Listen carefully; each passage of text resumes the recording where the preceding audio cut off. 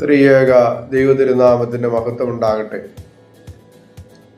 എത്രയും സ്നേഹമുള്ള വിശ്വാസികളെ, ഇന്ന് 50 നോമ്പിൻ്റെ 6ാമത്തെ ഞായറാഴ്ച.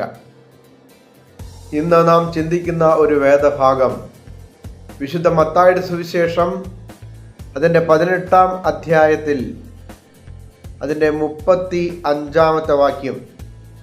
നിങ്ങൾ ഓരോരുത്തൻ സഹോദരനോട് ഹൃദയപൂർവ്വം ക്ഷമിക്കാഞ്ഞാൽ സ്വർഗസ്ഥനായ എൻ്റെ പിതാവ് അങ്ങനെ തന്നെ നിങ്ങളോട് ചെയ്യും.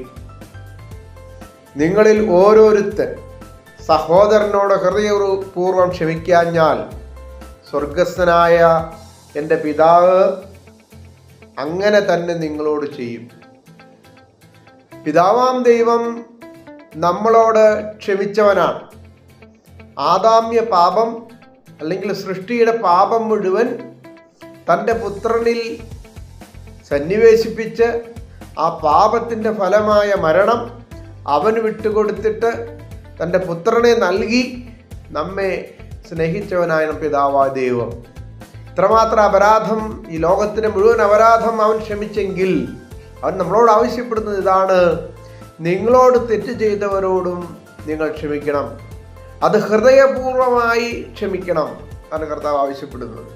പത്രോസ് ശ്ലീഹ ചോദിക്കുന്നു കർത്താവിനോട്, എൻ്റെ സഹോദരൻ എന്നോട് പിഴച്ചാൽ എത്ര വട്ടം ഞാൻ ക്ഷമിക്കണം? കർത്താവ് പറയുന്നു, 7 പ്രാവശ്യം മതിയോ എന്ന് ചോദിക്കുമ്പോൾ പോരാ, 70 വട്ടം ക്ഷമിക്കണം എന്ന് ആവശ്യപ്പെടുകയാണ്. അതിനർത്ഥം ക്ഷമിച്ചുകൊണ്ടേ ഇരിക്കണം എന്ന് തന്നെയാണ്. ക്ഷമ കൊണ്ട് നിങ്ങൾ പ്രാണനെ നേടും എന്ന് കർത്താവ് പറയുന്നത് അതുകൊണ്ടാണ്. പ്രിയമുള്ളവരെ, നമുക്ക് ക്ഷമിക്കുവാൻ സാധിക്കണം. ആരോട്? നമ്മളോട് തെറ്റ് ചെയ്ത ഏവരോടും ക്ഷമിക്കുവാൻ നമുക്ക് സാധിക്കണം. അതിലൂടെ സൽഗുണപൂർണനായ കർത്താവിൻ്റെ സ്വഭാവത്തിലേക്ക് നമ്മൾ എത്തുകയാണ് ചെയ്യുന്നത്. അതുകൊണ്ട് കർത്താവ് പറയുന്നു, ഏറ്റവും അധികമായി നിങ്ങൾ ഉപദ്രവിക്കുന്നവർക്ക് വേണ്ടി പ്രാർത്ഥിക്കണം, അവരോട് ക്ഷമിക്കണം.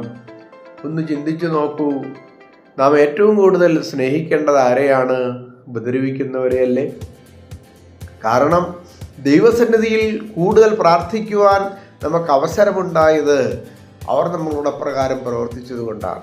അപ്പോൾ ദൈവത്തോട് കൂടുതൽ നമ്മളെ അടുക്കുവാൻ ഏറ്റവും കൂടുതൽ സഹായിച്ചത് അവരാണ്.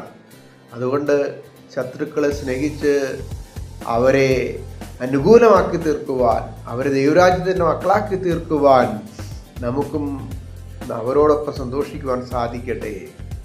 ദൈവമായ കർത്താവേ, നിന്റെ സഹോദരനോട് ഹൃദയപൂർവ്വം ക്ഷമിക്കുവാൻ നീ ഞങ്ങളോട് ആവശ്യപ്പെടുന്നുവല്ലോ. നാഥാ, ഞങ്ങൾക്ക് ഹൃദയപൂർവ്വം ക്ഷമിക്കുവാനുള്ള കൃപ ആ ക്രൂശിൽ നീ ഞങ്ങൾക്ക് തന്നവനാകുന്നു. ആ ക്രൂശിലേക്ക് ഞങ്ങൾ അടുത്തു വരുമ്പോൾ ദൈവമേ, പരസ്പരം ക്ഷമിക്കുവാനും പൊറുക്കുവാനും അനുഗ്രഹിക്കുവാനും കൃപ തന്ന് ഞങ്ങളെ അനുഗ്രഹിക്കണമേ. ഞങ്ങളെ നാളും നിനക്കുന്നതിൻ്റെ പിതാവിനും പരിശുദ്ധാത്മാവിനും സ്തുതിയും സ്തോത്രവും സമർപ്പിപ്പാനായിട്ട് തന്നെ. ആമേൻ.